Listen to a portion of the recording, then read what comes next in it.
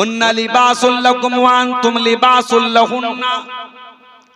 ऐ शौहरो तुम्हारी बीवी तुम्हारे लिए लिबास है, ऐ बीवियों तुम्हारे शौहर तुम्हारे लिए लिबास है।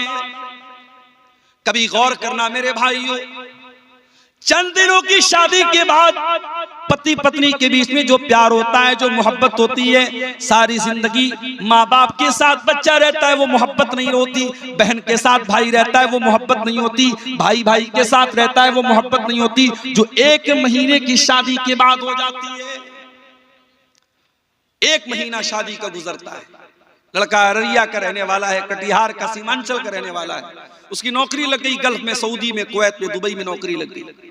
लड़का नौकरी के लिए बाहर जा रहा है, टिकट बन गया, वीजा आ गया, लड़के ने बैग पैक किया। जैसे ही घर के बाहर जाने लगा, उसकी बीवी, जिसको उसके घर में आए सिर्फ 1 महीना हुआ है, बीवी लिपट करके रोने लगती है। उतना माँ भी नहीं रोई, उतना भाई भी नहीं रोए, उतना बाप भी नहीं रोया। वो बीवी जो भी 1 महीना हुआ है निकाह करके तेरे घर में आई है, वो बीवी क्यों रो रही है? वो नकली आंसू नहीं बहा रही है, वो झूठे आंसू नहीं बहा रही है, वो सच्चे आंसू बहा रही है। वो क्यों रो रही है? उसके दिल में ये प्रेम कहां से आया, ये प्यार कहां से आया? ये इंस्टाग्राम से नहीं आया, ये स्नैपचैट से नहीं आया, ये व्हाट्सएप से नहीं आया, ये फेसबुक से नहीं आया, ये सोशल मीडिया से नहीं आया, ये किसी हराम तरीके से नहीं आया। ये प्रेम, ये प्यार, ये मोहब्बत जो बीवी के दिल में शौहर का पैदा हुआ है, जो शौहर के दिल में बीवी की पैदा हुई है, ये मोहब्बत अल्लाह ने पैदा की है। हुन्ना लिबासुल लकुम व अंतुम लिबासुल लहुन्ना। औरत, शौहर अपनी बीवी के लिए लिबास है, बीवी अपने शौहर के लिए लिबास है। और अल्लाह ने एक बड़ी प्यारी बात कही, फरमाया अल्लाह ने तुम्हारे जोड़े तुम ही में से बनाए। इंसान का जोड़ा इंसान से बनाया, मर्द के लिए औरत को बनाया। ऐसा नहीं कि इंसान की शादी जिन्नात से हो जाए। ये कभी कभी जो लोग कहते हैं फला जिन्नात औरत के ऊपर सवार हो गया, औरत को परेशान कर रहा है, 99% वो फ्रॉड होता है, झूठ होता है, लड़की का कहीं और चक्कर होता है और वो ये कहती है जिन्नात मुझे परेशान कर रहा है। कई केस हुए हैं ऐसे, जब उन लड़कियों को धमकाया जाता है और अकेले में जब उनसे पूछताछ की जाती है तब मालूम होता है घर वाले शादी कहीं और कर रहे हैं और उसकी सेटिंग कहीं और वो मामला क्या है? जिन्नात परेशान कर रहा है, जिन्नात परेशान कर रहा है। जिन्नात विन्नात किसी जिन होते हैं दुनिया में, जिन्नात हैं, और जिन्नात में भी मेल और फीमेल दोनों होते हैं। ये भी सुन लीजिए, जैसे मर्दों में मेल फीमेल होते हैं वैसे जिन्नात में भी मेल फीमेल होते हैं। आप जब आप लैट्रिन में जाते हैं, पाखाने में जब आप जाते हैं, तो अल्लाह के नबी ने कौन सी दुआ सिखाई है? किसी को याद है? बाबू याद है? लैट्रिन में जाने की दुआ याद है? बताओ, सुनाओ। अल्लाहुम्मा इन्नी अऊज़ु बिका मिनल खुबुसी वल खबाइस। छोटी सी दुआ है, बच्चों को भी याद होनी चाहिए। अगर याद नहीं है, सबको याद होनी चाहिए। मगर ये दुआ लैट्रिन के अंदर नहीं पढ़ना है, पढ़ के लैट्रिन में जाना है। और निकलने के टाइम क्या पढ़ना है? गुफरानका। जाने के टाइम क्या पढ़ना? अल्लाहुम्मा इन्नी अऊज़ु बिका मिनल खुबुसी वल खबाइस। ऐ अल्लाह मैं तेरी पनाह चाहता हूं खबीस किस्म के जिन्नात से, चाहे वो मेल हो चाहे फीमेल हो। खुबुस माने मेल खबीस जिन्नात, खबाइस माने फीमेल खबीस जिन्नात। जिन्नात में अच्छे भी होते भाई, नमाजी भी होते।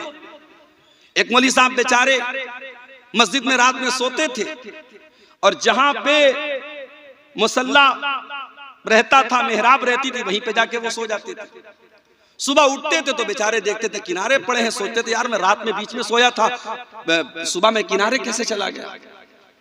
रोजाना होता क्या था कि जिन्नात रात में तहज्जुद पढ़ने आते थे और मौलवी साहब को उठा के किनारे कर देते थे। और मौलवी साहब बेचारे समझ नहीं पाते थे, वो फिर रोजाना वही सोते थे।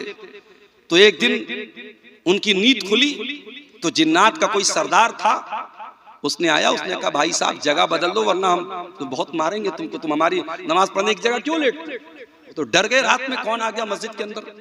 तो जिन्नात होते हैं, अच्छे भी होते हैं, नमाजी भी होते हैं, लेकिन जिन्नात में जो खबीस किस्म के जिन्नात होते हैं उनको शैतान कहते हैं। लेकिन जिन्नात के अंदर जो मेल होते हैं और जो फीमेल होते हैं उनका रिलेशन उन्हीं से बनता है।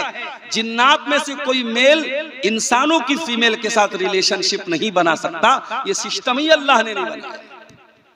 वल्लाहु जअल लकुम मिन अनफुसिकुम अज़वाजा, अल्लाह ने तुम्हारा जोड़ा तुम ही में से बनाया, इंसान का जोड़ा इंसान में से, जिन्नात का जोड़ा जिन्नात में से, जानवर का जोड़ा जानवर में से। एक एहसान तो अल्लाह ने ये किया, हमारा जोड़ा बनाया। अल्लाह ने मेल के लिए फीमेल को बनाया, मर्द के लिए औरत को बनाया, महिला के लिए पुरुष को बनाया, पुरुष के लिए महिला को बनाया। वल्लाहु जअल लकुम मिन अनफुसिकुम अज़वाजा व जअल लकुम मिन अज़वाजिकुम बनीना व हफ़दा, और अल्लाह ताला ने जब तुमको बीवी अता फरमाई, जब तुमने निकाह कर लिया, जब तुमने शादी कर ली, तो तुम्हें तुम्हारी बीवी से अल्लाह ताला ने औलाद दे दी, बनीना बेटे दे दिए, औलाद दे दी, छेले दे दी, मैं दे दी। क्या बोलते, छेले और मैं बोलते ना। तुमको छेला छेली दे दिए, छेले और मैं दे दिए, लड़का लड़की दे दिए। वह हफदा, और फिर उस औलाद की औलाद दे दी। बेटा अगर है, बेटे की औलाद क्या बोलते हैं शेरशाबादी में, बेटे की औलाद पोता पोती बोलते हैं। कर्नाटक में पौत्रा पौत्री बोलते हैं, कहीं उधर पंजाब हरियाणा में छोकरा छोकरी बोलते हैं। अलग अलग लैंग्वेज है भाई। हमारे बनारस में लड़का लड़की बोलते हैं, पोता पोती बोलते हैं। और बेटी की औलाद को क्या बोलते हैं, नाती नतनी या नवासा या नवासी। तो तुमको ये नवासे नवासी कैसे हुए, तुम्हें पोते कैसे, तुम दादा कैसे बने, तुम नाना कैसे बने, तुम दादा बाद में बने, तुम नाना बाद में बने, पहले तुम शौहर बने। जब तक तुम शौहर नहीं बने, तुम्हारी मैडम जी तुम्हारे घर में नहीं आ गई, तुम्हारी श्रीमती जी, तुम्हारी अहलिया, तुम्हारी बीवी, जब तक वो तुम्हारे घर में नहीं आई, न तुम बाप बने, न तुम दादा बने, न तुम नाना बने। अगर दादा बने, नाना बने, तुमको औलाद मिली, तुमको बेटे मिले, तुमको बेटियां मिली, अल्लाह कह रहा है तुम्हारी बीवी से मिली। इसलिए बीवियों की कदर करो मेरे प्यारे साथी। उनको नौकरानी मत समझो, उनको जानवर मत समझो, उनको गुलाम मत समझो। अल्लाह ने तुम्हारी नस्ल को आगे बढ़ाने के लिए तुम्हारी बीवियों को बनाया है। अगर ये औरत तुम्हारी जिंदगी में ना आए, तुम्हारी नस्लें आगे नहीं बढ़ सकती। न तुम बाप बन सकते हो, न दादा बन सकते हो, न पुत्र न नाना बन सकते हो। तुम्हें औलाद अगर मिली है तो इन बीवी से मिली। औलाद अल्लाह की बहुत बड़ी नेमत है मेरे साथियों।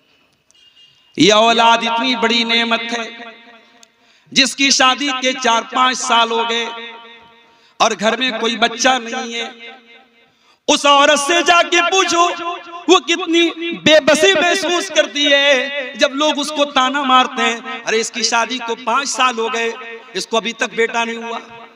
औरतें ताना मारती, उस आदमी के ऊपर लोग सवाल उठाने लगते हैं, अरे तेरी शादी को 5 साल हो गए, तुझे औलाद क्यों नहीं हो रही।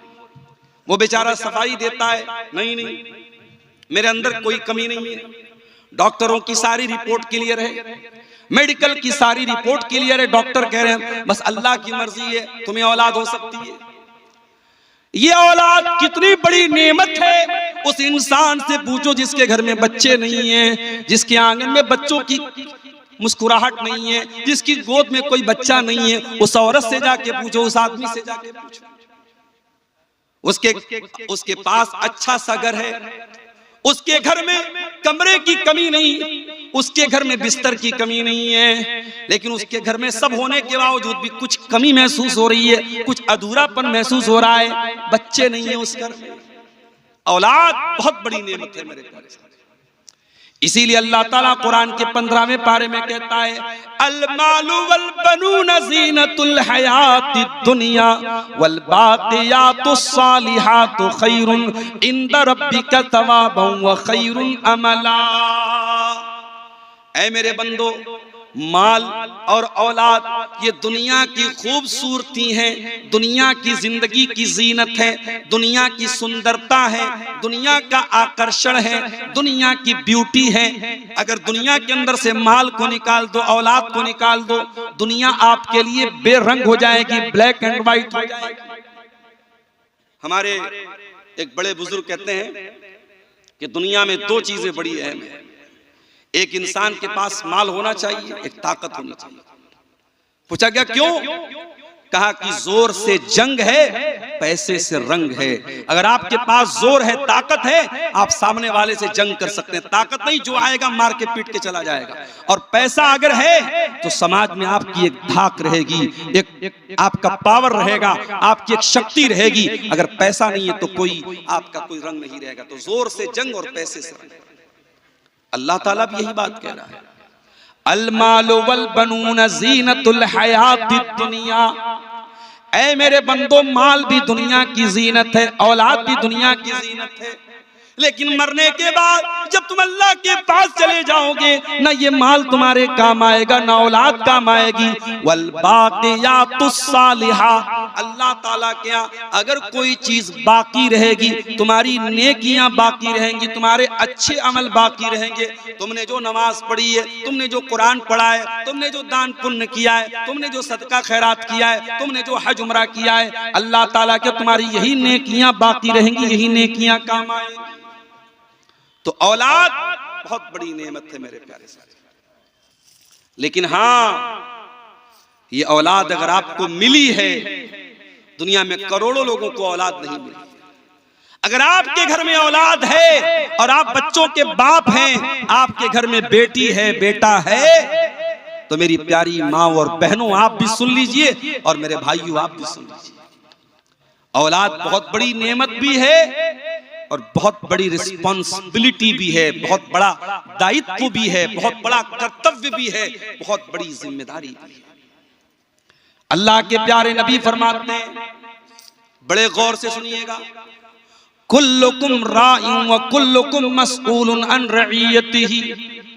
तुम में से हर इंसान जिम्मेदार है और उसकी जिम्मेदारी के बारे में क़यामत के दिन सवाल किया जाएगा। फर्रजुल राइन अला अहली बैतिही, आदमी अपने घर वालों का जिम्मेदार है और घर वालों के बारे में उसको हिसाब देना पड़ेगा। वल मरातु राइयतुन अला बैति ज़ौजिहा, और औरत अपने घर की जिम्मेदार है, घर के अंदर क्या चल रहा है औरत से पूछा जाएगा। तू पांचों टाइम की नमाज पढ़ती थी, तेरी जवान बेटी रात में क्या करती थी? तेरी जवान बेटी के पास ये महंगा फोन कहां से आया? ये 2-2 हजार का पर्स कहां से आया?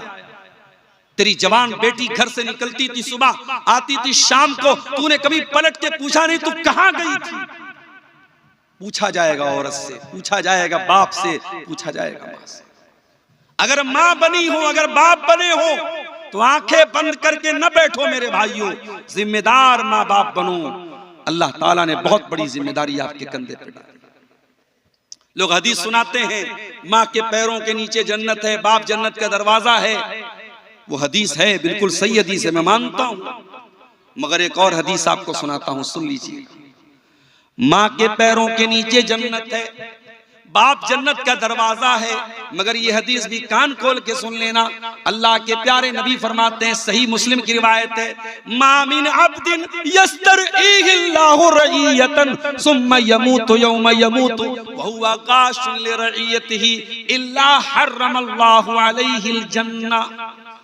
जो इंसान उसके कंधे पर अल्लाह ताला कोई जिम्मेदारी डाल दे, उसको गार्जियन बना दे, उसको बाप बना दे, उसको माँ बना दे, उसको छेला दे दे, उसको मैं दे दे, वो बेटी का बाप बन जाए, वो बेटे का बाप बन जाए, ये जिम्मेदारी अल्लाह ताला उसके कंधे पे डाल दे और फिर वो मर जाए इस हाल में कि अपने दायित्व का निर्वहन नहीं कर रहा था, अपनी रिस्पॉन्सिबिलिटी को पूरा नहीं कर रहा था, अपनी जिम्मेदारी को अदा नहीं कर रहा था, बाप होने का फर्ज नहीं निभा रहा था, माँ होने का फर्ज नहीं निभा रही थी, क्या होगा उसका? हर्रमल्लाहु अलैहिल जन्ना। उस माँ के ऊपर, उस बाप के ऊपर जन्नत हराम है, हराम है, हराम है। अल्लाह, जन्नत हराम है। आप कहते हैं माँ के पैरों के नीचे जन्नत है, आप कहते हैं बाप जन्नत का दरवाजा है। अल्लाह के नबी कहते हैं, अगर बाप ने बाप होने का हक अदा नहीं किया, अगर माँ ने माँ होने का हक अदा नहीं किया, तो उस माँ के लिए जन्नत हराम है, उस बाप के लिए जन्नत हराम है।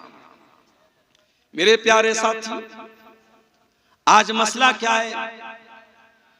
आज सबके पास मोबाइल है, घर में बच्चों के पास भी मोबाइल, माँ के पास भी मोबाइल, बाप के पास भी मोबाइल है। आज के बच्चों को माँ बाप मोबाइल के जरिए उनकी परवरिश कर रहे हैं। बच्चा खाना नहीं खा रहा है, माँ ने मोबाइल थमा दिया। बच्चा रो रहा है, माँ ने मोबाइल थमा दिया। 3 साल से लेकर के 80 साल तक के आदमी के, इंसान के हाथ में मोबाइल है। आज बाप के पास बच्चों के तरबियत के लिए टाइम नहीं, आज माँ के पास बच्चों की तरबियत के लिए टाइम नहीं है। अरबी का एक शायर कहता है, लईसल यतीमु मन इंतहा अबवाहु मिन हम्मिल हयाती व खल्लफाहु जलीला। यतीम वो नहीं है जिसके माँ बाप उसे छोड़ के चले जाएं, अनाथ वो नहीं है, अनाथ वो नहीं है, यतीम वो नहीं है जिसके माँ बाप उसको छोड़ के चले जाएं। इन्नल यतीम हुवल्लज़ी तल्का लहू उम्मन तकल्लत औ अबम मशगूला। अरे यतीम तो वो है जिसकी माँ के पास उसके लिए समय न हो, जिसके बाप के पास उसके लिए टाइम न हो। हजरत लुकमान का नाम सुना है आपने? कौन थे वो कोई नबी नहीं थे, कोई पैगंबर नहीं थे। वो लुकमान एक अल्लाह के नेक बंदे थे। उनके नाम पर कुरान में पूरी एक सूरत उतार दी गई, सूरे लुकमान। भाई लुकमान के अंदर ऐसी क्या खास बात थी? वो नबी भी नहीं थे, पैगंबर भी नहीं थे, रसूल भी नहीं थे, उनके नाम पे कुरान में सूरत क्यों उतर गई? अल्लाह कहता है, वलक़द आतैना लुकमानल हिकमा, हमने लुकमान को बड़ा बुद्धिमान बनाया था, बड़ा हमने उनको अक्लमंद बनाया था, बहुत हिकमत वाला बनाया था, बहुत उनके अंदर विजडम थी, हिकमत थी, उनके अंदर बड़ी समझदारी थी। ऐ अल्लाह, हमें कैसे पता चलेगा कि लुकमान बड़े हिकमत वाले थे? हमें कैसे पता चलेगा लुकमान बहुत बुद्धिमान थे? हमें कैसे मालूम होगा लुकमान बहुत जीनियस थे? अल्लाह ने फरमाया, आओ मैं बताता हूँ। व इज़ क़ाला लुक़मानु लिब्निही व हुवा यइज़ुहु या बुनय्या ला तुशरिक बिल्लाह इन्नश्शिर्क लज़ुल्मुन अज़ीम। लुकमान समझदार थे, जीनियस थे, बुद्धिमान थे। क्यों? क्योंकि लुकमान अपने बच्चे को नसीहत करते हैं, अपने बच्चे की तरबियत करते हैं, अपने बच्चे को प्यार से समझाते हैं और कहते हैं, ऐ मेरे बच्चे, अल्लाह के साथ कभी शिर्क मत करना, अल्लाह के साथ कभी शिर्क मत करना। इस दुनिया का सबसे बड़ा पाप क्या है? शिर्क। आजकल बड़ी इस पर चर्चा हो रही है, मुसलमान वंदे मातरम क्यों नहीं गाता, मुसलमान वंदे मातरम क्यों नहीं गाता। हम तुम्हें अपना दिल चीर के नहीं दिखाएंगे कि हमारे दिल में भारत का प्रेम कितना है। इस देश की धरती को हमारे उलमा ने, हमारे पुरखों ने, हमारे बाप दादा ने अपने खून को कुर्बान करके इस देश को अंग्रेजों के चंगुल से आजाद किया है। हमें तुम्हें कोई सर्टिफिकेट देने की जरूरत नहीं है। जिन्होंने देश के साथ गद्दारियां की हैं, इनका इतिहास रहा है अंग्रेजों का नमक खाने का, वो आज हमसे सर्टिफिकेट मांगते हैं कि साहब तुम देश के अगर वफादार हो तो वंदे मातरम बोलो। कान खोल के सुनो, मुसलमान इस देश का वफादार था और है और रहेगा, और जो इस देश के साथ गद्दारी करता है वो न भारत का कहलाने के लायक है, ना मुसलमान कहलाने का। मुसलमान का इतिहास वफादारी से भरा हुआ है। लेकिन हाँ, मुसलमान हर कंकर को, हर पत्थर को, हर पानी को, हर पहाड़ को रब मानने वाला नहीं है। मुसलमान एक रब को मानता है। मुसलमान नमाज पढ़ता है, 5 टाइम की नमाज में 17 बार वो अल्लाह के सामने ये कमिटमेंट करता है, ये इकरार करता है, इय्याका नअबुदु व इय्याका नस्तईन। ऐ अल्लाह, हम उपासना करते हैं तो तेरी करते हैं, हम पूजा करते हैं तो तेरी करते हैं, हम मुश्किल कुशा मानते हैं तो तुझको मानते हैं, हम संकट मोचक मानते हैं तो तुझको मानते हैं, हम बीमारी से शिफा देने वाला मानते हैं तो तुझे मानते हैं, हम औलाद देने वाला मानते हैं तो तुझे मानते हैं। इय्याका नअबुदु व इय्याका नस्तईन। ऐ अल्लाह, हम मदद मांगते तो तुझसे मांगते हैं, हमें देने वाला तू है, हमारी पूजा और इबादत के लायक तू है। वंदे मातरम का मतलब ये होता है, भारत की माता मैं तेरी वंदना करता हूं, मैं तेरी इबादत करता हूं। मुसलमान भारत की इबादत नहीं करता है। मुसलमान का अकीदा क्या है? मैं तेरी मोहब्बत में गिरफ्तार हूं, लेकिन मैं तेरी मोहब्बत में गिरफ्तार हूँ, लेकिन मैं तुझको खुदा समझूं ये इम्कान नहीं है।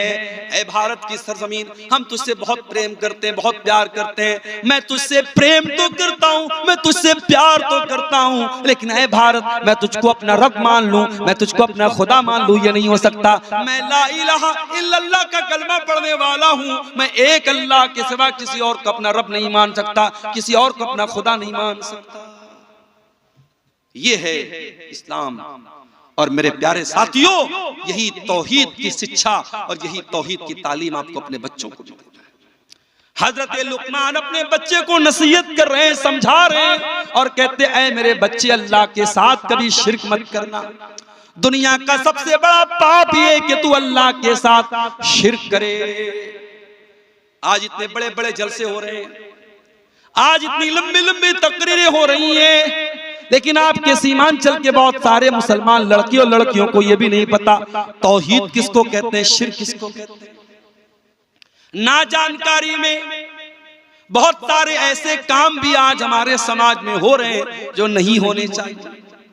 इसी अररिया की सरजमीन पर मुझे लोगों ने बताया इज्तिमा हो रहा है। कैसा इज्तिमा हो रहा है? तबलीगी जमात के लोगों का इज्तिमा हो रहा है। क्या हो रहा है उसके अंदर?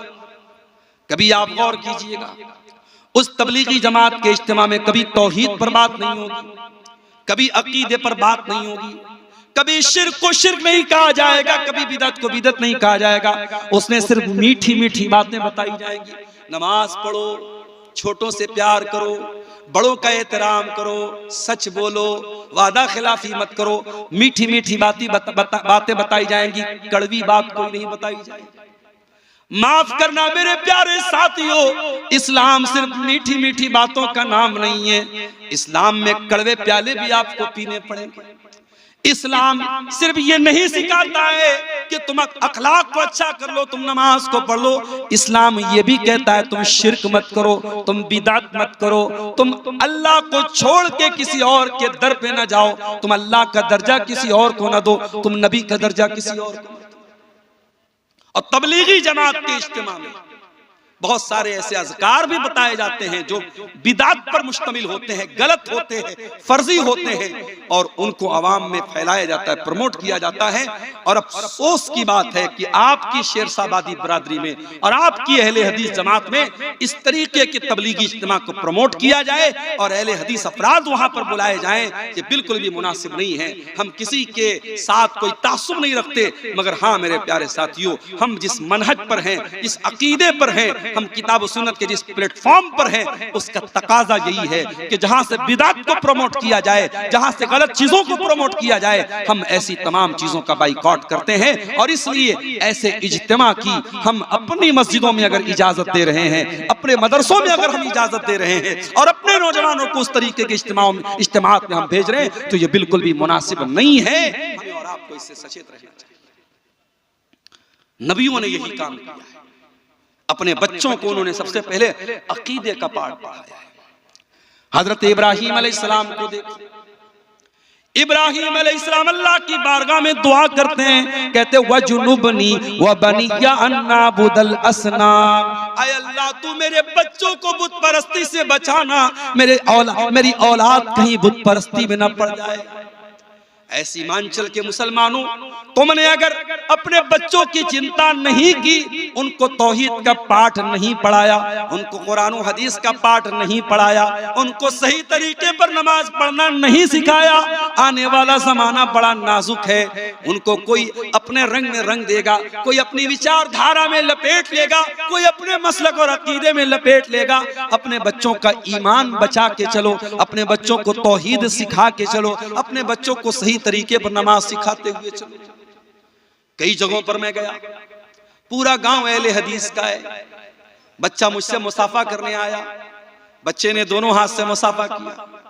मैंने पूछा, भाई ये कौन सा गांव है? लोगों ने बताया मौलाना साहब ये पूरा गांव है हदीसों का गांव है, शेरशाबादी गांव।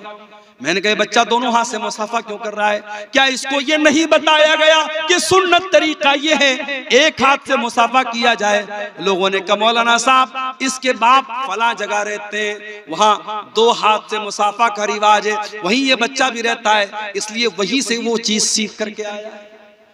आपके बच्चे, आप उनको कुछ बताएं या ना बताएं, आपके समाज में जो प्रचलित है, जो चल रहा है, जो हो रहा है, बच्चे उसी से सीखते हैं मेरे प्यारे साथी।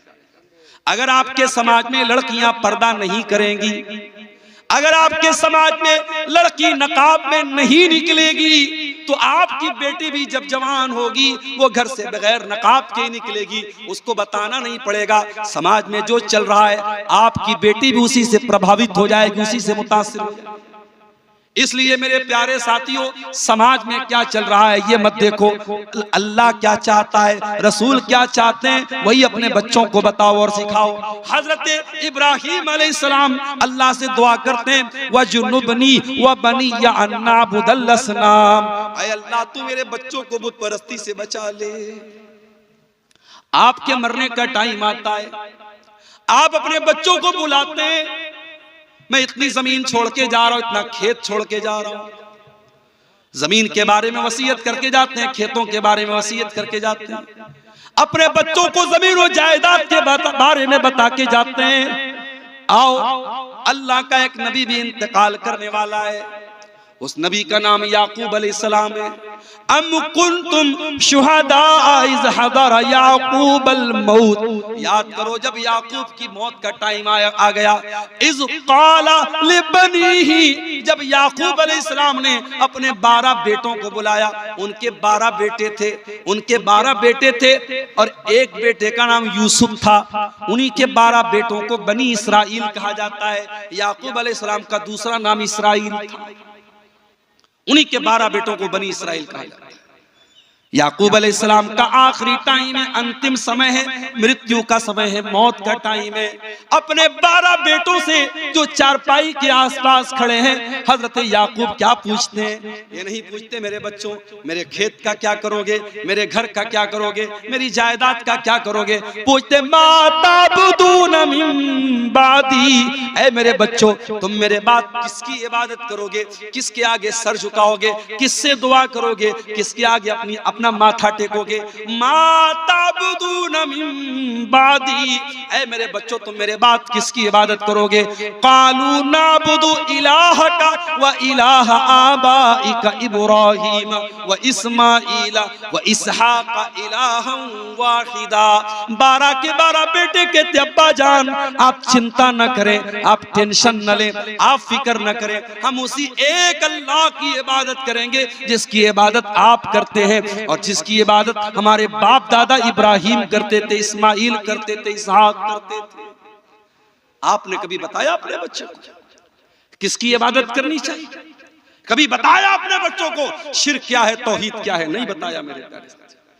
ये औलाद आपके गले का हार बन जाएगी मेरे भाइयों, ये औलाद आपके गले का फंदा बन जाएगी। कल कयामत के दिन अल्लाह पूछेगा, ऐ शेरशाबादी समाज से ताल्लुक रखने वाले मुसलमान, ऐसी सीमांचल की धरती पे रहने वाले मुसलमान, तू एक ऐसे माहौल में पैदा हुआ जहां हर तरफ मुसलमान थे, जहां हर तरफ कुरान और हदीस पे चलने वाले थे, हर तरफ कुरान और हदीस पे चलने वाले लोग थे। ऐसे माहौल और समाज में तू पैदा हुआ था। तेरे समाज में हर साल सैकड़ों जलसे हुआ करते थे, पूरे भारत के मौलाना लोग उलमा तेरी बस्तियों में आया करते थे। तूने अपने बच्चों को तौहीद क्यों नहीं बताई? तेरी बेटी तौहीद से दूर क्यों, तेरा बच्चा तौहीद से दूर क्यों?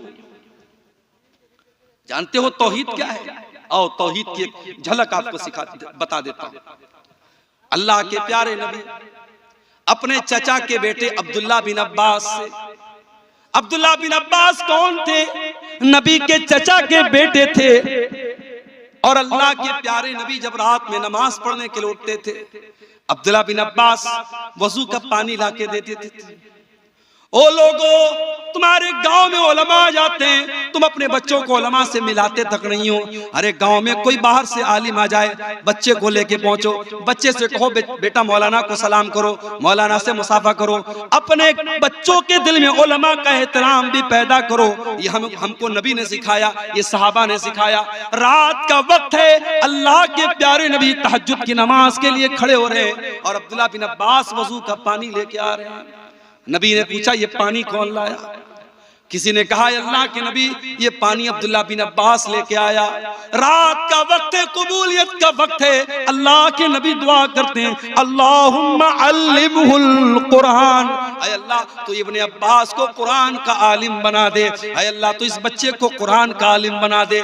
नबी की दुआ थी, रात का वक्त था, रात का सन्नाटा था, अल्लाह ने ये दुआ कबूल कर ली। और आज कुरान की कोई भी तफसीर उठा के देख लो, कुरान की हर आयत में अगर सबसे ज्यादा किसी की तफसीर आपको मिलेगी, सबसे ज्यादा किसी का कौल आपको मिलेगा,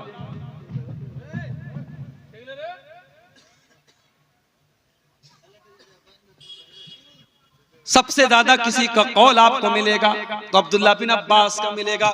इनको तर्जुमानुल कुरान कहा जाता है, इनको हब्रुल उम्मा कहा जाता है, इनको उम्मत का सबसे बड़ा आलिम कहा जाता है, सबसे बड़ा स्कॉलर कहा जाता है।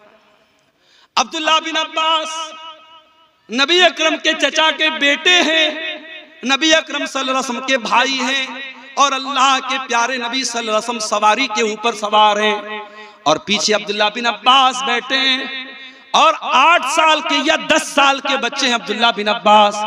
अल्लाह के प्यारे नबी सल्लल्लाहु अलैहि वसल्लम कहते हैं, या गुलाम, ऐ मेरे बच्चे, इज़ा सअलता फस्अलिल्लाह व इज़ा इस्तअनता फस्तईन बिल्लाह, ऐ मेरे बच्चे जब भी सवाल करना अल्लाह से सवाल करना, जब भी मदद मांगना अल्लाह से मदद मांगना। इहफज़िल्लाह यहफज़का इहफज़िल्लाह तजिदहु तुजाक, ऐ मेरे बच्चे तू अल्लाह के कानून की रक्षा करना, तू अल्लाह के संविधान की रक्षा करना, तू अल्लाह के कानून की हिफाजत करना, अल्लाह तेरी हिफाजत करेगा। क्या प्यारी बात कह दी अल्लाह के नबी। भारत का मुसलमान अगर अपनी रक्षा करना चाहता है, अल्लाह के कानून की रक्षा करे। बीमार दवाई खाता नहीं, बदनाम तबीब का नाम हुआ, हुए काम बुरे तो मुसलमान से बदनाम बेचारा इस्लाम हुआ। हम कदम कदम पे अल्लाह के कानून को तोड़ रहे हैं, हम अल्लाह के कानून से बगावत कर रहे हैं और उसके बाद हम ये शिकायत कर रहे हैं अल्लाह हमारी रक्षा क्यों नहीं कर रहा, अल्लाह हमारी हिफाजत क्यों नहीं कर रहा। अल्लाह के नबी अब्दुल्लाह बिन अब्बास से कहते हैं, इहफज़िल्लाह यहफज़का, तू अल्लाह की हिफाजत कर, अल्लाह तेरी हिफाजत करेगा। इहफज़िल्लाह तजिदहु तुजाहक, तू अल्लाह की हिफाजत कर, अल्लाह तेरे सामने होगा। जब तू अल्लाह के दीन की हिफाजत करेगा, जब तू अल्लाह के कानून की हिफाजत करेगा, जब तू अल्लाह के हलाल को हलाल जानेगा, जब तू अल्लाह के हराम को हराम जानेगा, ऐ मेरे बच्चे अल्लाह तेरी मदद को हमेशा तेरे सामने होगा। और अगला जुमला सुन लो, ओ बिहार के मुसलमानों बड़ी चिंता में पड़े हो, अब क्या होगा तब क्या होगा। बिहार वाले यूपी वालों के बारे में पूछते हैं आपके यहाँ क्या हालात चल रहे हैं। सुन लो, अल्लाह के प्यारे नबी 8 साल के बच्चे को क्या मैसेज दे रहे हैं। काश कि भारत के मुसलमानों तुमने ये मैसेज ले लिया होता, ये पैगाम तुमने समझ लिया होता। अल्लाह के नबी कहते हैं, वअलम अन्नल उम्मता लविज्तमाअत अला अन यनफऊका बिशैइन, ऐ मेरे बच्चे सारी दुनिया मिल करके अगर तुझे कोई फायदा पहुंचाना चाहे, ला यनफऊका, तो तुझे कोई फायदा नहीं पहुंचा सकती, इल्ला बिशैइन क़द कतबहु अल्लाहु लक, सिवाय उसके जो तेरी तकदीर में लिखा है। तकदीर से बढ़ के तुझे कोई फायदा मिलने वाला, कोई लाभ मिलने वाला, कोई प्रॉफिट मिलने वाला नहीं है। और अल्लाह ने अगर तेरे मुकद्दर में कोई नुकसान लिख दिया है, सारी दुनिया मिल करके तुझे उस नुकसान से नहीं रोक सकती। उतना ही नुकसान तुझको पहुंचेगा जितना नुकसान अल्लाह ने तेरी तकदीर में लिख दिया है। रुफ़ियतिल अक़लाम व जफ़्फ़तिस सुहुफ़, अल्लाह ने तकदीर का जो कलम, जिस कलम से तकदीर को लिखा था, वो कलम उठा लिए गए और तकदीर जिस कागज पे लिखेगी वो कागज सूख चुका है। तकदीर फाइनल हो चुकी है, अब तकदीर चेंज होने वाली नहीं है। मेरे प्यारे साथियों, अल्लाह के नबी 8 साल के बच्चे को ये सबक दे रहे हैं। आपका बच्चा आपके साथ खाना खाने बैठता है, आपने अपने बच्चे को कितनी मर्तबा खाना खाने का तरीका बताया। हजरत सलमा कहते हैं मैं अल्लाह के नबी के साथ बैठा हुआ था, मैं बाएं हाथ से खाना खाने लगा, अल्लाह के प्यारे नबी ने फरमाया कुल बे यमीनिक, ऐ बच्चे दाहिने हाथ से खाना खा, वकुल बिस्मिल्लाह, और बिस्मिल्लाह पढ़ के खाना खा, वकुल मिम्मा यली का, और अपने सामने से खाना खा, पूरी प्लेट में तू हाथ मत घुमा। हजरत सलमा कहते हैं अल्लाह के प्यारे नबी ने मुझे खाने का जो तरीका बता दिया, सारी जिंदगी मुझे वो तरीका याद रहा और उसी तरीके पर मैं खाना खाता रहा। बच्चों की आप तरबियत जैसी करेंगे मेरे प्यारे साथियों, बच्चे उसी सांचे में ढलते चले जाएंगे। और ये भी याद रखिए, औलाद को सुधारना है तो पहले अपने आप को सुधारना पड़ेगा। अगर आप नशा करेंगे, बच्चे से बीड़ी मंगवाएंगे, बच्चे से सिगरेट मंगवाएंगे, बच्चे से मधु मंगवाएंगे, बच्चे से गुटखा मंगाएंगे, बच्चा आपको जो चीजें ला के दे रहा है, कल वो चीजें अगर बच्चा खुद इस्तेमाल कर रहा है तो इसमें हैरान होने की कोई जरूरत नहीं है। आप अगर अपने बच्चों को सिगरेट से रोकना चाहते हैं, बीड़ी से रोकना चाहते हैं, गुटखा से रोकना चाहते हैं, तो आपको खुद रुकना पड़ेगा। और मैं कहना चाहूंगा अपने समाज के उन नौजवानों से जो किसी भी प्रकार का नशा करते हैं, चाहे वो शराब का नशा हो, चाहे वो ड्रग्स का नशा हो, चाहे वो सिगरेट का नशा हो, चाहे वो बीड़ी का नशा हो, चाहे वो गुटखा का नशा हो, अपने नौजवानों से कहना चाहूंगा क्यों अपने आप को हलाक कर रहे हो, क्यों अपने शरीर को बर्बाद कर रहे हो। अरे ये नशा करते करते इस एक दिन तुम बर्बाद हो जाओगे, तुम्हारा शरीर छलनी हो जाएगा, न तुम बीवी के काबिल बचोगे, न बच्चों के बाप बनने के काबिल बचोगे, न जमीन पे चलने के काबिल बचोगे। जाओ कैंसर हॉस्पिटलों में जाके देखो, सिगरेट पीने वाले और गुटखा खाने वाले हजारों की तादाद में आपको कैंसर की बीमारी में मुब्तला मिलेंगे। क्यों अपने आप को आत्महत्या की तरफ और सुसाइड की तरफ लेके जा रहे हो। ऐ शराब पीने वाले इंसान, ये शराब जिसे तेरी शरीयत में उम्मुल खबाइस कहा गया, तमाम बुराइयों की जड़ कहा गया, और जिस शराब को पी करके जब तू अपने घर में आएगा तो इस बात की गारंटी नहीं है कि तेरा हाथ तेरी बीवी के दामन तक जाएगा, या तेरी माँ के गरेबान तक जाएगा, या तेरी बहन के गरेबान तक जाएगा। जिस शराब को पी करके तू हलाल और हराम को भूल सकता है, ऐ मुसलमान अल्लाह के वास्ते उस शराब की लानत को छोड़ दे। और अगर तू ये कहता है कि नहीं मुझे तो शराब की लत लग चुकी है, मुझे तो गुटखे की लत लग चुकी है, तो आओ मैं तुम्हें बताता हूँ। सब मदीना के अंदर सहाबा शराब पिया करते थे, शराब की लत थी उनको, शराब उनके दस्तरखान पे रखी रहती थी। मगर जब कुरान की आयत नाजिल होती है, सूरे मायदा की आयत नाजिल होती है, या अय्युहल्लज़ीना आमनू इन्नमल खम्रु वल मैसिरु वल अंसाब, ऐ ईमान वालो ये शराब, ये जुआ, वल अज़लाम, और ये किस्मत का हाल मालूम करने के लिए जो तुम पासे फेंकते हो, इन्नमल खम्रु वल मैसिरु वल अज़लाम, फरमाया ये तमाम की तमाम चीजें रिजसुम मिन अमलिश शैतान, ये आस्ताने वल अंसाब, ये आस्ताने ये सब गंदे काम है, शैतान के काम है। फजतनिबूहु लअल्लकुम तुफलिहून, ऐ ईमान वालो शराब से बचो, जुए से बचो, इन तमाम हराम चीजों से बचो, तुम कामयाब तभी हो सकते हो। इन्नमा युरीदु शैतानु अन युक़िया बैनकुमुल अदावत वल बग़ज़ा फिल खम्रि वल मैसिर, ऐ ईमान वालो शैतान तो यही चाहता है तुम शराब पी के बहक जाओ, तुम जुए के चक्कर में एक दूसरे को मारना पीटना शुरू कर दो, तुम शराब पियोगे तो एक दूसरे से लड़ाई करोगे, झगड़ा करोगे। वयसुद्दकुम अन ज़िक्रिल्लाहि व अनिस सलाह, शैतान तो यही चाहता है तुम शराब के चक्कर में नमाज छोड़ दो, तुम जुए के चक्कर में नमाज छोड़ दो। फहल अंतुम मुंतहून, तो ऐ ईमान वालो तुम शराब को छोड़ोगे या नहीं छोड़ोगे, तुम नशे को छोड़ोगे या नहीं छोड़ोगे। जब कुरान की आयत नाजिल हुई, नबी के साहबा ने ऐलान कर दिया इंतहाइना इंतहाइना, ऐ अल्लाह हम शराब को अब हाथ नहीं लगाएंगे, हम जुए को अब हाथ नहीं लगाएंगे। सहाबा ने अपने घर से शराब के बर्तन निकाल दिए, शराब के प्याले निकाल दिए, जिस घड़े में वो शराब रखते थे, जिस बर्तन में वो शराब रखते थे, उन्होंने बर्तन को भी तोड़ दिया, बर्तन को भी फेंक दिया। तुम ये कहते हो हमको लत लग गई, सहाबा को भी लत थी, मगर जब अल्लाह की मोहब्बत मोहब्बत और रसूल की मोहब्बत आ जाए मेरे प्यारे साथियों, उसके बाद इंसान कोई बहाना नहीं करता है, कोई एक्सक्यूज नहीं करता है। ये तेरी मोहब्बत का इम्तिहान है। तुझे शराब से ज्यादा मोहब्बत है या अल्लाह से ज्यादा मोहब्बत है? तुझे सिगरेट से ज्यादा मोहब्बत है या अल्लाह से ज्यादा मोहब्बत है? अगर तू सिगरेट छोड़ने को तैयार नहीं है, तू शराब छोड़ने को तैयार नहीं है, तू गुटखा छोड़ने को तैयार नहीं है, इसका मतलब ये हुआ कि तेरे दिल में अल्लाह की मोहब्बत कम है, सिगरेट की ज्यादा है, शराब की ज्यादा है, गुटखे की ज्यादा है। और मेरा अल्लाह कुरान में कहता है वल्लज़ीना आमनू अशद्दु हुब्बन लिल्लाह, ईमान वाले सबसे ज्यादा अगर मोहब्बत करते हैं तो अल्लाह से करते हैं। आपको अपने ईमान का जायजा लेने की जरूरत है, अपने ईमान पर नजरसानी करने की जरूरत है मेरे साथी। औलाद की तरबियत करो मेरे भाई। औलाद को नेक बनाना है, पहले अपने आप को नेक बना लो। कल जुमा का दिन है, सूरह कहफ आप पढ़ेंगे। सूरह कहफ में एक वाकया अल्लाह ने बयान किया।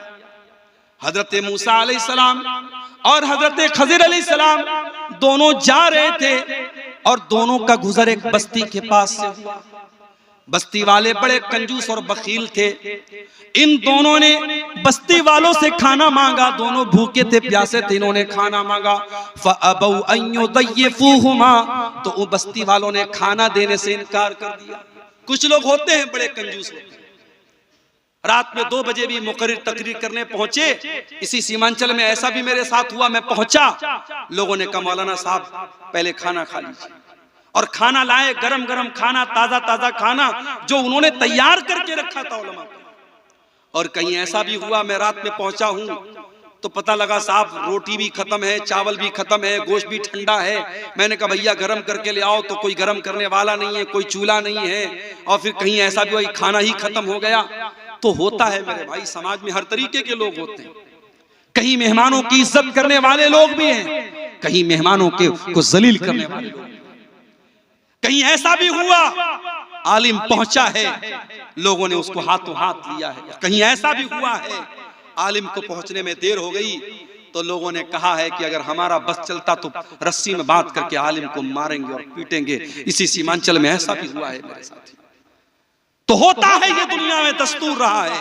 अच्छे लोग भी हैं, बुरे लोग भी हैं। मूसा अलैहिस्सलाम और हजरत खजिर अलैहिस्सलाम दोनों नबी हैं, पैगंबर हैं, और दोनों बेचारे भूखे प्यासे हैं। खाना मांगा, बस्ती वालों ने कहा कि हम खाना तुमको नहीं खिला सकते। दोनों बेचारे भूखे प्यासे बैठे हुए। फवजदा फीहा जिदारन युरीदु अन यनक़ज़्ज़ा, दोनों ने देखा कि गांव के अंदर एक मकान की दीवार बिल्कुल टेढ़ी हो गई है, गिरने वाली है। दोनों ने देखा कि दीवार गिरने वाली है। फ़अक़ामा, हजरत खजिर खड़े हुए और उन्होंने दीवार को सीधा कर दिया। इसका मतलब कि हजरत खजिर बड़े बॉडी बिल्डर थे। ऐ नौजवानों, अगर आपके आसपास में कोई जिम है तो जिम जाओ, जिम नहीं है तो दौड़ लगाओ, डंबल उठाओ, अपनी बॉडी को मजबूत बनाओ, अपनी बॉडी को, अपने शरीर को मजबूत बनाओ। ऐ नौजवानों, अपने शरीर को मजबूत बनाओ, ताकतवर बनो। गुटखा खा करके अपने शरीर को बर्बाद न करो, गंदी फिल्में देख करके अपने शरीर को बर्बाद न करो, ज़िना और बदकारी करके अपने शरीर को और ज़मीर को बर्बाद न करो, ताकतवर बनो। हजरत खजिर ताकतवर थे, उन्होंने अपने हाथ से दीवार को ठीक कर दिया। खड़े होकर के उन्होंने दीवार को ठीक कर दिया। हजरत मूसा को बहुत गुस्सा आया। हजरत मूसा ने कहा लौ शीता लत्तखस्ता अलैहि अजरा, ऐ खजिर आपको दीवार ठीक नहीं करना चाहिए था, और अगर आपने ठीक किया था तो पैसा ले लेना चाहिए था। आपको पहले पैसा तय कर लेना चाहिए था, उसके बाद आपको ये काम करना चाहिए था। हजरत खजिर ने कहा, क्या कहा? कहा व अम्मल जिदारु फकाना ले गुलामैनी यतीमैन फिल मदीनती व काना तहतहु कंजुल लहुमा। ऐ मूसा, वो जो दीवार थी वो 2 यतीम बच्चों के मकान की दीवार थी। उस मकान में 2 यतीम बच्चे रहते थे, 2 अनाथ बच्चे रहते थे। उनका बाप मर चुका था। वकाना अबूहुमा सालिहा, लेकिन बाप बहुत नेक था, बाप बहुत दीनदार था, और बाप ने मरने से पहले अपने बच्चों के लिए दीवार के नीचे खजाना छुपा करके रखा था। अगर दीवार गिर जाती, खजाना सामने आ जाता और गांव वाले लूट लेते। फ़अरादा रब्बुका अन यब्लुगा अशुद्धहुमा व यस्तखरिजा कंज़हुमा। अल्लाह ने मुझको हुक्म दिया कि ऐ खज़िर जाके दीवार ठीक कर दो। नेक बाप था, नेक बाप के अनाथ बच्चे हैं, बाप का खजाना लुट जाएगा। अल्लाह ने मुझको उनके खजाने को बचाने का हुक्म दिया। पता ये चला कि बाप अगर नेक हो तो अल्लाह ताला औलाद की हिफाजत मरने के बाद भी, बाप के मरने के बाद भी करेगा। ऐ औलाद के लिए जमीन खरीदने वालों, ऐ जायदाद खरीदने वालों, ऐ LIC की पॉलिसी लेने वालों, ऐ लाइफ इंश्योरेंस कराने वालों, ऐ बीमा कराने वालों, आओ मैं तुमको सबसे बेहतरीन इन्वेस्टमेंट बता रहा हूं। सबसे कौन है भाई, क्यों डिस्टर्ब कर रहे हो? कोई बच्चा है क्या? हटा दीजिए ना उसको वहां से। आप अगर अपने बच्चों के लिए इन्वेस्टमेंट करना चाहते हैं मेरे प्यारे साथियों, सबसे बड़ा इन्वेस्टमेंट क्या है? आप खुद नेक बन जाएंगे। और एक बात बोलूं, जब हम नेक बनेंगे तो इंशाअल्लाह जन्नत में भी विद फैमिली जाएंगे। जब मेरे घर में शादी का कार्ड आता है और शादी पर लिखा रहता है अब्दुल गफ्फार सलफी विद फैमिली, तो बच्चे बहुत खुश हो जाते हैं कि आज हमें अपने अब्बू के साथ, अपने पापा के साथ हमें शादी में जाना है, दावत में जाना है। अभी नेपाल में एक प्रोग्राम था मेरा, बहुत दिनों से फैमिली की ख्वाहिश थी कि कभी नेपाल की साइड में, सीमांचल की साइड में उनको लेके चलूं। तो नेपाल में प्रोग्राम था, मैंने छोटी वाली बच्ची को ले लिया और अहलिया को ले लिया। अब जब वहां पहुंचा हूं गांव में, ऐसा लगा कि गांव के लोगों ने पहली मर्तबा किसी औरत को देखा है। मेरी वाइफ जहां जिस घर में ठहरी थी, पूरे गांव की औरतें वहां आके लाइन से कमरे में जा रही हैं और मेरी वाइफ को देख रही। मेरी वाइफ बेचारी परेशान, लंबा सफर करके आई है, वो आराम करना चाह रही, कंबल ओढ़ रही है, औरतें आके कंबल हटा रही, नहीं हमें आपको देखना है। मेरी वाइफ परेशान। और उसके बाद नेपाल में भी यही हाल हुआ। फिर उसके बाद अगले दिन इंडिया में, अररिया में, उसी बॉर्डर के करीब में प्रोग्राम था, वहां भी यही हाल हुआ। मेरी वाइफ ने कहा कि आज के बाद आप मुझको लेके मत आइए। बच्ची को लेके मैं स्टेज पर पहुंचा। अब यूट्यूबर लोगों को मौका मिल गया, फोटो लेने लगे बच्ची के साथ मेरा। अगले दिन यूट्यूब पे थंबनेल आ गया, अब्दुल गफ्फार सलफी अपनी बेटी को लेके आया, नेपाल में अपनी बेटी को लेके आया। अब ये बेचारे थंबनेल बनाने वाले, ये भी इनको नहीं मालूम कि हम लेके आया लिखना चाहिए कि लेके आना आए लिखना चाहिए। और बेटी आया कि बेटी आई, जिनको आया और आई का फर्क नहीं पता, वो भी बेचारे यूट्यूबर बन गए, चैनल बना लिया और हर गली नुक्कड़ पे यूट्यूबर बन गए हैं। और हम अगर बोलते हैं तो अब बुरा भी लगता है। शायर कहता है कि आप ही अपनी अदाओं पे जरा गौर करें, हम अगर अर्ज करेंगे तो शिकायत होगी। यूट्यूबर बने आप, लेकिन थोड़े जिम्मेदारी के साथ बने। मैं बार बार कहता हूं कि थंबनेल अच्छे हों, ढंग के हों, जो लाइन लिखें आप ठीक ठाक लिखें। अब किसी तकरीर में मैंने कहा कि भाई औरत को मेकअप नहीं करना चाहिए, तो अब यूट्यूबर लोग थंबनेल पे खूबसूरत औरत का, लिपस्टिक वाली औरत का फोटो लगा के नीचे लिखते हैं मेकअप करने वाली औरतों का अंजाम क्या होगा। एक साहब ने मुझको फेसबुक पर कमेंट में कहा कि ये आपने तकरीर बहुत अच्छी की, लेकिन औरत का फोटो क्यों लगाया। मैंने कहा भैया कसम ले लो, मैंने नहीं लगाया, यूट्यूबर हजरात लगाते, भाई मैं इसका जिम्मेदार नहीं हूँ। अच्छा, मेरे नाम से बहुत सारे पेज भी बना के रखे इन लोगों ने फेसबुक पर, अब्दुल गफ्फार सलफी तकरीर, अब्दुल गफ्फार सलफी पेजेस और अब्दुल गफ्फार सलफी जो है लेक्चर्स, और मेरे नाम से पेज बने हैं। किसी के 40,000 फॉलोअर है, किसी के 1 लाख फॉलोअर है, और फेसबुक पर मेरी तकरीरें चल रही हैं, उसमें उल्टे सीधे थंबनेल है, मुझे खुद नहीं मालूम। लोग मुझसे मैसेज करके पूछते हैं कि आपने ऐसा थंबनेल क्यों डाला, आपने ऐसी फोटो क्यों डाली। तो मेरे प्यारे साथियों, हम अच्छी जगहों पे जाते हैं, परिवार लेके जाते हैं। दार्जिलिंग आपके यहाँ से करीब है, आप कभी दार्जिलिंग घूमने जाते हैं, बीवी को लेके जाते हैं, बच्चों को लेके जाते हैं। कभी आप आगरा का ताजमहल देखने जाते हैं तो बीवी को लेके जाते हैं। आप नहीं चाहते हैं कि जन्नत में भी आप जाएं तो सब परिवार जाएं, अपने परिवार के साथ जाएं, अपनी फैमिली के साथ जाएं। अगर आप जाना चाहते हैं तो आइए, मैं तरीका आपको बताता हूं, कुरान आपको तरीका बताता है। वल्लज़ीना आमनू वत्तबअतहुम ज़ुर्रिय्यतुहुम बिईमानिन अलहक़ना बिहिम ज़ुर्रिय्यतहुम वमा अलतनाहुम मिन अमलिहिम मिन शै। अगर बाप ईमान वाला है, बाप अगर नेक है, बाप अगर दीनदार है, अल्लाह ताला जन्नत में उसकी औलाद को उसके साथ मिला देगा। अल्लाह परिवार के साथ रखेगा, अल्लाह बेटों को बाप के साथ रखेगा। अगर बाप दीनदार है और औलाद भी अपने बाप के तरीके पर चल रही है। सऊदी अरब की सरजमीन पर एक बहुत पैसे वाला आदमी था, उसने एक दुकान खोली। दुकान का नाम उसने अलबैक रखा। अलबैक में उसने एक चिकन को फ्राई करके बेचना शुरू किया। अब आपके सीमांचल में तो चिकन का मतलब वही सालन बना दो, ढेर सारा झोल डाल दो और नमक डाल दो, ये साहब हो गया। देसी मुर्गा अच्छे, पोल्ट्री अच्छे। आप उसको मुर्गे को बनाने के बहुत सारे तरीके आते हैं। मैं तो कभी कभी कहता हूं आप अपने घर की औरतों को बताइए भाई, खाना और भी तरीके से सालन बनता है और भी तरीके से चिकन बनता है, एक ही तरीका है। मछली कभी आपके यहाँ खाओ, बिल्कुल ठंडी मछली लेके आते हैं। मैं कहता हूं भैया ठंडी मछली क्यों? कहते मौलाना साहब हमारे यहाँ ठंडी ही खाते हैं। भैया हम लोग गर्म खाते हैं। कहीं जाओ तो लोग कहते हैं मौलाना साहब रोटी खावे ना चावल खावे। हम कहा दोनों खाबो, हम दोनों खाबो, चावल भी खाबो रोटी भी खाबो, हम लोग दोनों खाते हैं भाई। मछली लाए, मछली में आंख भी लगी है। मैंने पूछा भाई ये आंख लगी है, कम से कम आंख तो निकाल देते। बोले मौलाना मछली खाएगा तो आंख मजबूत होगा। मैंने कहा लो भैया, हमारे यहाँ छोटी मछली भी हो तो उसकी आंख निकाल देंगे, पेट की गंदगी निकाल देंगे, या पूरी मछली बना देंगे। फिर जब प्लेट में आएगी, एक बहुत पहले मैं 2009 से आपके सीमांचल में आ रहा हूँ, एक बार प्रोग्राम में आया, एक जगह देसी मुर्गा बना था। अब मुर्गे का जो पैर होता है, पैर तो बनाते हैं आप लोग, अच्छी बात है, पैर के साथ साथ उसका नाखून भी गलती से उसमें रह गया। अब नाखून मैंने देखा साहब, मुझे तो बिल्कुल अजीब सा लगा। कई दिनों तक तो मुझे मुर्गा खाने का मन ही नहीं कर रहा। तो खाना बनाने के भी बहुत सारे तरीके होते हैं। आप अपने घर की औरतों को बताएं, आज YouTube पर मौजूद है, आप चिकन बनाने के सैकड़ों तरीके हैं। आप अलग अलग रेसिपीज से बनाएं मेरे प्यारे साथी, अलग अलग तरीके से आप बनाएं। आप देखें कि खाने पीने के ये तरीके जो होते हैं, ये आपको, आपकी फैमिली को, आपके परिवार को मेरे प्यारे साथियों अच्छे लगते हैं। और इंसान जब अच्छी चीजें खाता है सोचता है परिवार के साथ खाऊं।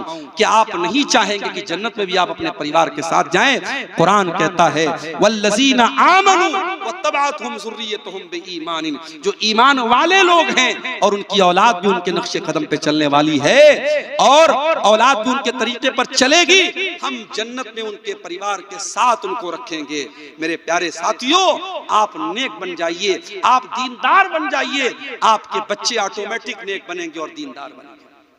आज हालात क्या हैं?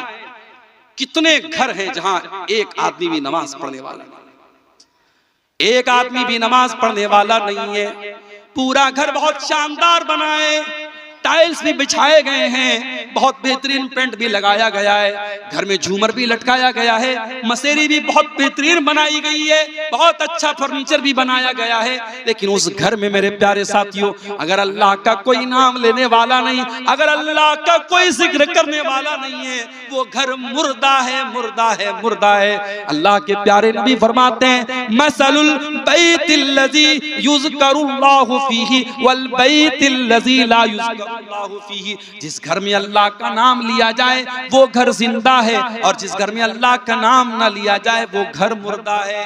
मेरे प्यारे भाइयों, आपके घर में टाइल्स हो या ना हो, आपके घर में झूमर हो या ना हो, आपके घर में आरामदेह बिस्तर हो या ना हो, लेकिन कोशिश ये करो कि आपका घर मुर्दा ना हो जाए। अपने घर को नमाज से जिंदा रखो, अपने घर को अल्लाह के जिक्र से जिंदा रखो।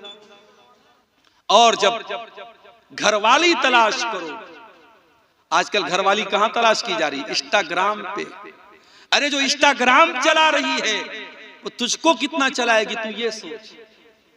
जो फेसबुक चला रही है, जो सोशल मीडिया पर आईडी बना के चला रही है, वो कल तुझको कितना उंगली पर नचाएगी तू सोच। अब तो वो दौर आ गया कि साहब मैंने सुना है कि एक एक लड़के की और एक एक लड़की की कई कई आईडी होती है, और कितने लड़के लड़की की आईडी बना के अपने ही दोस्तों को बेवकूफ बना के एक एक साल का रिचार्ज करवा लेते हैं। सब चल रहा है मार्केट में।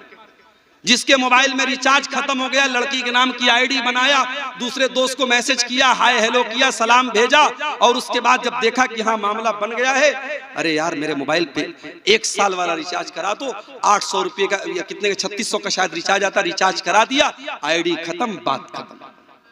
ये चल रहा है मार्केट।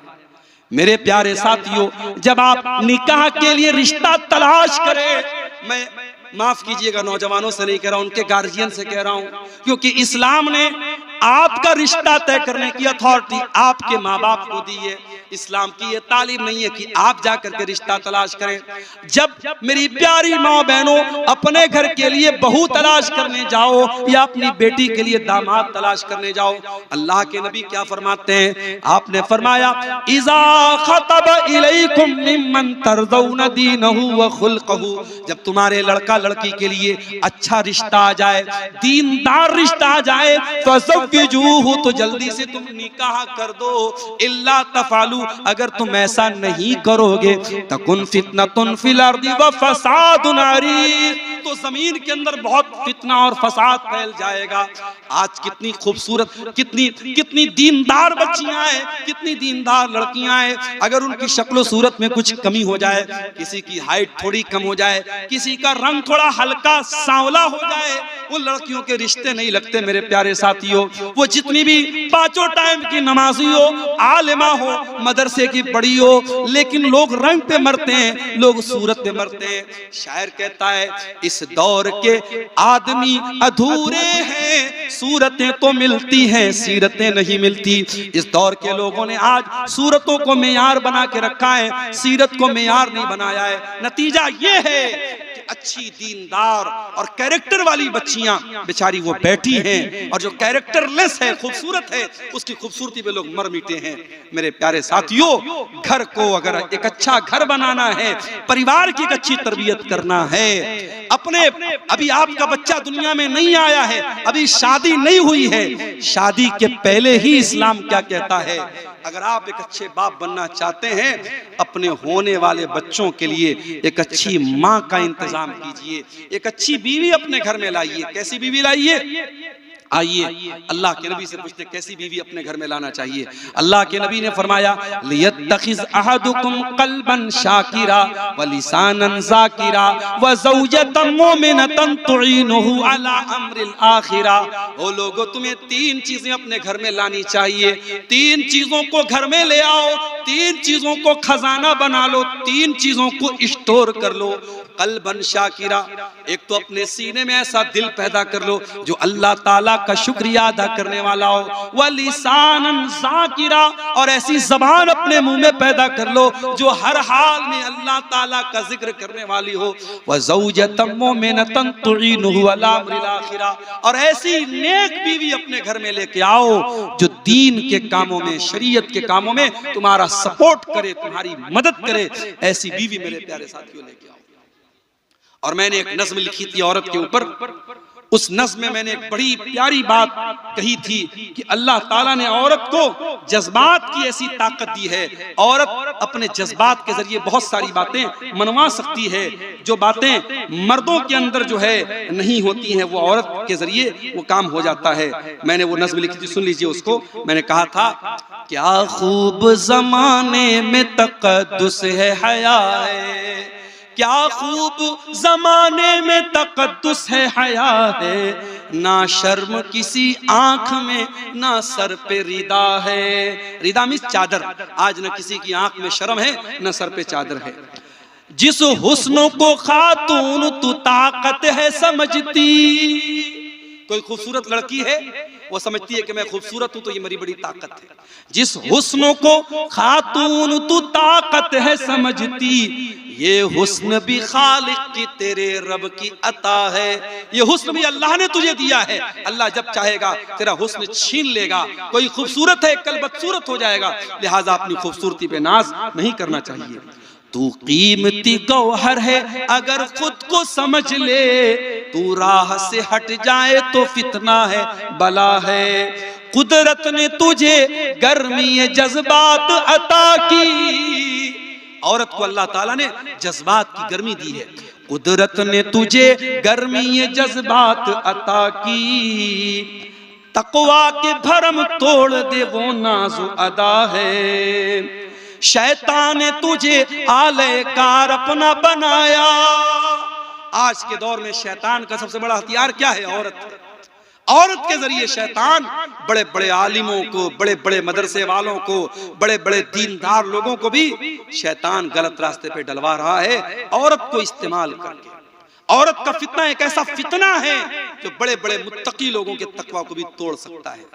तो कहता है शायर, कहता है मेरी नज़्म है, शैतान ने तुझे आले कार अपना बनाया, हर सिमत फवाहिश है, खबासत है, ज़िना है, आजादी निस्वा के हंसी ख्वाब दिखाकर, आजादी निस्वा के हंसी ख्वाब दिखाकर, इस्मत के लुटेरों ने तेरा सौदा किया है। औरत की आजादी का नारा लगा के उसकी इज्जत का जनाजा निकाला गया है। नस्लों की हिफाजत भी हुई तेरे हवाले। औरत को अल्लाह ताला ने माँ का दर्जा दिया। माँ कौन है? जो नस्लों की हिफाजत करती है। एक औरत अगर पढ़ी लिखी है, एक औरत अगर दीनदार है, पूरी नस्ल, पूरी खानदान की वो सही तरीके से परवरिश कर सकती है। नस्लों की हिफाजत भी हुई तेरे हवाले, ये कीमती दर्जा भी तुझे रब से मिला है। बेरहम है वो लोग जो बेटी के हैं कातिल, बेरहम है वो लोग जो बेटी के हैं कातिल, सीने में उन्हें कल्ब नहीं संग मिला है। बेटी को जो पालोगे जहन्नम से बचोगे, बेटी को जो पालोगे जहन्नम से बचोगे, ये कीमती दौलत है, ये नेमत है, अता है। और आखिरी शेर समाप्त फरमाएं, तू मरियम ज़हरा के तक़द्दुस की अमी है। ऐ औरत, तू मरियम के तरीके पर चलने वाली है, तू हजरत फातिमा ज़हरा के तरीके पर चलने वाली है। तू मरियम ज़हरा के तक़द्दुस की अमी है, तू इल्म अमल ज़ुहद वरा दर्स वफा है। तू इल्म अमल ज़ुहद वरा दर्स वफा है। तो औरत के जरिए मेरे प्यारे साथियों घर बनता भी है, घर बिगड़ता भी है। इसलिए अपने बच्चों की अगर तरबियत करना है तो अपने घर के लिए एक दीनदार औरत को भी आपको लाना पड़ेगा। कुछ चीजें और बयान करके मैं अपनी गुफ्तगू खत्म करूंगा, तकरीबन 2 बज रहे हैं। एक दो चीजें और आप सुन लीजिए। अगर औलाद की तरबियत करना है तो एक बहुत जरूरी चीज बता रहा हूं, उसको नोट कर लीजिए। आपको अपने घर को हराम कमाई से भी बचाना है। अगर आप अपने बच्चों से प्यार करते हैं, सूद का कारोबार मत कीजिए, ब्याज का पैसा घर में मत लाइए, रिश्वत का पैसा घर में मत लाइए, हराम का सट्टे का पैसा घर में मत लाइए। क्यों? सुन लीजिए, अल्लाह के प्यारे नबी फरमाते हैं, मा नबता लहबुन मिन सोतिन फन्नारु औला बिही। जिस जिस्म की परवरिश हराम कमाई से की जाएगी, जिस शरीर के अंदर हराम कमाई का खून दौड़ेगा, वो जिस्म जहन्नम की आग में डाला जाएगा, वो जिस्म जहन्नम की आग में जलेगा। क्या आप ये चाहेंगे आपका बच्चा जहन्नम की आग में जले? अरे आप कैसे चाहेंगे मेरे भाई। मैं कार से जाता हूँ, परिवार साथ में बैठा है, ड्राइवर साहब ने कहा मौलवी साहब उतर जाइए, सीएनजी भरवाना है। मैंने कहा क्यों भैया, उतरना क्यों है? ड्राइवर ने कहा सीएनजी जब भरी जाती है तो खतरा होता है कहीं सिलेंडर फट ना जाए, गाड़ी में विस्फोट ना हो जाए, इसलिए सुरक्षा के दृष्टिकोण से, परिवार की हिफाजत के लिए, जान की हिफाजत के लिए परिवार को और लोगों को गाड़ी से उतार दिया जाता है। हम अपने परिवार से इतनी मोहब्बत करते हैं, 5 मिनट के लिए सीएनजी भरी जा रही है, हम कार में बैठने नहीं देते, बच्चों को उतार देते हैं।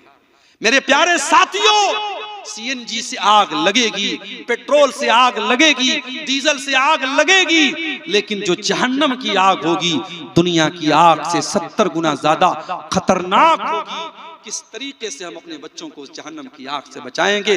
कुरान कहता है, कू अनफुसकुम व अहलीकुम नारा। ऐ ईमान वालों, बचा लो अपने आप को और अपने घर वालों को जहन्नम की आग से। आय अल्लाह, हम कैसे बचाएं? हजरत अली फरमाते हैं, अल्लिमुहुम व अद्दिबुहुम। अपने बच्चों को तालीम दिलाओ, अपने बच्चों को अदब दिलाओ। मुझे मालूम है इसी सीमांचल के कुछ बच्चे हमारे बनारस में भी पढ़ते हैं, जामिया सलफिया बनारस में, और हमारे मदरसे में जहां मैं पढ़ाता हूं, जामिया सलफिया की शाख है वो मदरसा, वहां भी पढ़ते हैं बच्चे।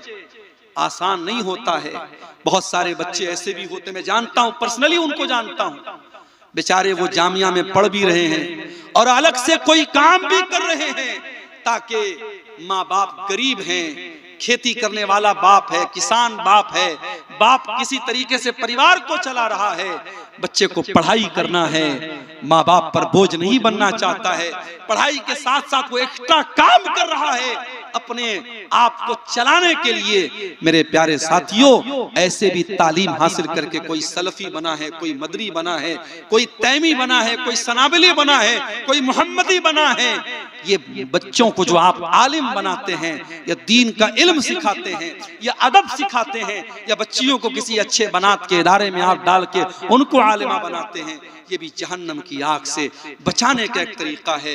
मेरे प्यारे साथियों, अगर हमें और आपको अपने बच्चों की तरबियत करना है, अल्लाह ताला कुरान में कह रहा है अपने बच्चों को जहन्नम की आग से बचाओ, हमें इसके लिए भी इंतजाम करना चाहिए। मेरे साथियों, हराम कमाई से अपने परिवार को बचाना है और जहन्नम की आग से अपने बच्चों को बचाना है। और एक दुआ अल्लाह ने सिखाई है कुरान के 26वें पारे में, जिसकी उम्र 40 साल की हो चुकी है। जो जाहिर है जब आदमी 40 साल का होता है, बेटे बड़े हो जाते हैं, बेटियां बड़ी हो जाती हैं, हो सकता है एक आध दो बेटे की शादी भी कर देता है, क्योंकि आपके सीमांचल में तो शादी बहुत जल्दी हो जाती है। लड़कियों की शादी मैंने सुना 15-16 साल की उम्र में हो जाती है, लड़कों की शादी 20 साल में हो जाती है। तो अगर 40 साल का आदमी हुआ है तो हो सकता है किसी लड़की की शादी भी कर चुका हो, किसी लड़के की शादी भी कर चुका हो। तो ये जो जिंदगी का समय होता है 40 साल, ये एक ऐसा समय होता है जब इंसान जिंदगी का बहुत कुछ चीजें देख चुका होता है। 40 साल की उम्र होने के बाद इंसान अगर कोई गलत काम करे तो वो ये नहीं कह सकता मैं बहक गया था, मैं भटक गया था। नहीं, 18 साल वाला 20 साल वाला बहक सकता है, भटक सकता है, ये माना जा सकता है। क्यों? अभी उसके अंदर उतनी समझ नहीं है, उतनी मैच्योरिटी नहीं है। लेकिन जो 40 साल का हो चुका है वो समझदार हो चुका है। और अगर 40 साल का होने के बाद वो कोई गलत काम कर रहा है, सोच समझ के गलत काम कर रहा है। अब ये जो दुआ मैं बता रहा हूं जरा सुनिएगा। हत्ता इज़ा बलग अशुद्धहु, जब इंसान ताकत को पहुंच जाए, व बलग 40 सनतन, और 40 साल का हो जाए, क़ाल रब्बी औज़िनी अन अश्कुरा निअमतकल्लती अनअमता अलैया व अला वालिदैया। इंसान को ये दुआ करनी चाहिए। जितने 40 साल के हो चुके हैं, मैं दुआ बोल रहा हूं, यूट्यूब पे रिकॉर्ड हो रही है। अगर आपको ये दुआ नहीं सुनने में आ रही है, नहीं समझ में आ रही है, जाके कुरान खोल लेना और कुरान के 26वें पारे में शुरू में आपको ये दुआ मिल जाएगी। हर आदमी जो 40 साल का हो चुका है, चाहे वो औरत है, चाहे वो मर्द है, चाहे वो माँ है, चाहे वो बाप है, उसको ये दुआ पढ़नी चाहिए। रब्बी औज़िनी अन अश्कुरा निअमतकल्लती अनअमता अलैया। ऐ अल्लाह, तू मुझे तौफीक दे दे। ऐ अल्लाह, मैं तेरी नेमत का शुक्रिया अदा करूं। मैं 40 साल का हो चुका हूं। ऐ अल्लाह, जिंदगी का आधे से ज्यादा टाइम गुजर चुका है, क्योंकि आम तौर से जिंदगी इस उम्मत की जो एवरेज उम्र है, अल्लाह के नबी ने फरमाया 60 से 70 साल की उम्र इस उम्मत की एवरेज उम्र है। तो आप जब 40 साल के हो गए, इसका मतलब ये हुआ कि अब जिंदगी की दोपहर हो चुकी है, अब जिंदगी की शाम होने वाली है, अब जिंदगी का ज्यादा हिस्सा गुजर चुका है।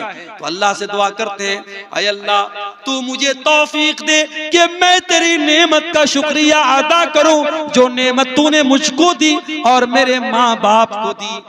वअन अअमल सालिहन तर्दा, और अल्लाह तू मुझे तौफीक दे मैं ऐसा नेक अमल करूं, दुनिया खुश हो या ना खुश हो, मोहल्ले वाले खुश हो या ना खुश हो, गांव वाले खुश हो या ना खुश हो, ऐ अल्लाह तू खुश हो जाए, तू राजी हो जाए। नेक अमल कौन है? इससे अल्लाह राजी हो जाए। इसलिए बंदा दुआ क्या कर रहा है? अल्लाह ऐसे नेक अमल की तौफीक दे जिससे तू खुश हो जाए। वअस्लिह ली फी ज़ुर्रियती, और ऐ अल्लाह तू मेरी औलाद की इस्लाह फरमा दे, मेरी औलाद को ठीक कर दे। इन्नी तुबतु इलैका, इन्नी तुबतु इलैका व इन्नी मिनल मुस्लिमीन। ऐ अल्लाह मैं तुझसे तौबा कर रहा हूँ, ऐ अल्लाह मैं तेरी तरफ रुजू कर रहा हूँ, और ऐ अल्लाह मैं मुसलमानों में से हूँ। ये दुआ है जो अल्लाह ने सिखाई है। मेरे प्यारे साथियों, औलाद से मोहब्बत करते हो तो ये दुआ जरूर पढ़ा करो। 40 साल के होने के बाद ये दुआ जरूर पढ़ा करो। और एक और दुआ बता रहा हूं जो कुरान के 19वें पारे में है, उसको भी याद कर लेना। सूरह फुरकान के आखिर में ये दुआ है, रब्बना हब लना मिन अज़वाजिना व ज़ुर्रियातिना कुर्रता आयुन वजअलना लिलमुत्तकीना इमामा।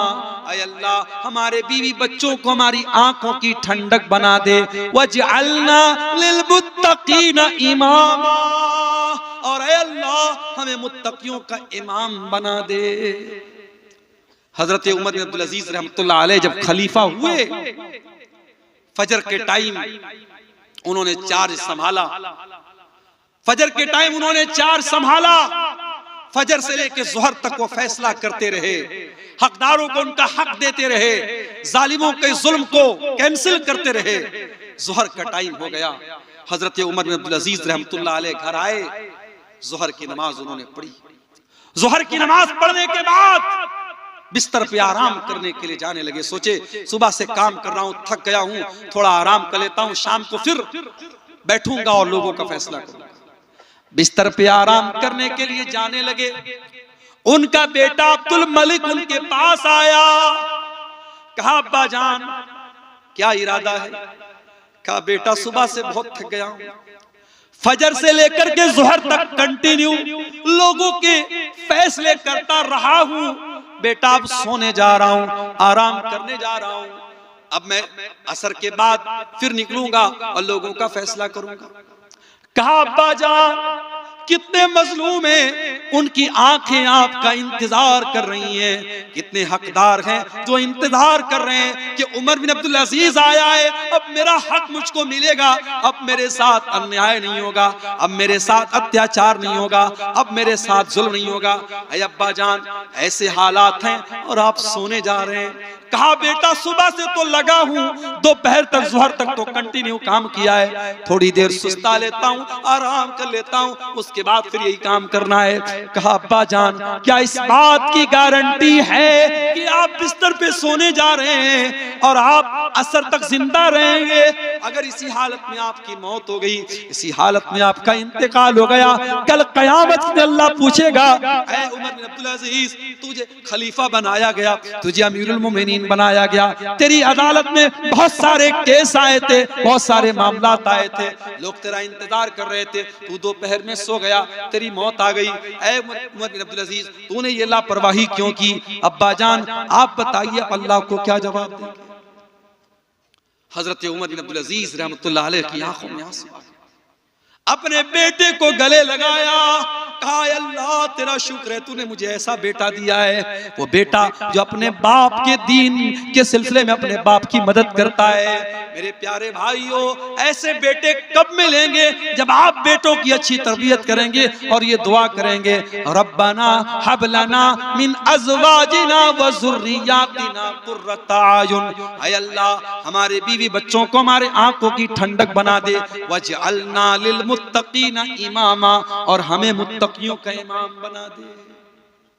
तो तरबियत औलाद के ताल्लुक से ये चंद बातें मेरे प्यारे साथियों आपके सामने मैंने रखी हैं, इस उम्मीद के साथ रखी हैं कि हम अपनी औलाद की तरबियत में इन बातों का ध्यान रखेंगे। आज सीमांचल के इलाके में औलाद की जब बात आती है, लोग एक सवाल बहुत करते हैं, मौलवी साहब अकीका करना है, अकीका करना है, ठीक है अकीका भी औलाद का एक हक है, लेकिन अकीका के अलावा भी बहुत सारी चीजें हैं, हमें उन चीजों का भी ख्याल रखना चाहिए। अल्लाह से दुआ है रब्बुल आलमीन हमें तरबियत औलाद का हक अदा करने की तौफीक अता फरमाए, और औलाद की तरबियत के सिलसिले में जो कमी और कोताही है अल्लाह ताला हम सबको दूर करने की तौफीक अता फरमाए। जब तक दुनिया में जिंदा रखे इस्लाम पर जिंदा रखे और हमारा खात्मा ईमान पर हो। रब्बना तक़ब्बल मिन्ना इन्नका अंतस समीउल अलीम व तुब अलैना इन्नका अंतत तव्वाबुर रहीम व सल्लल्लाहु तआला अला नबीना मुहम्मद व अला आलिहि व सहबिहि अजमईन। वस्सलामु अलैकुम व रहमतुल्लाहि व बरकातुहू।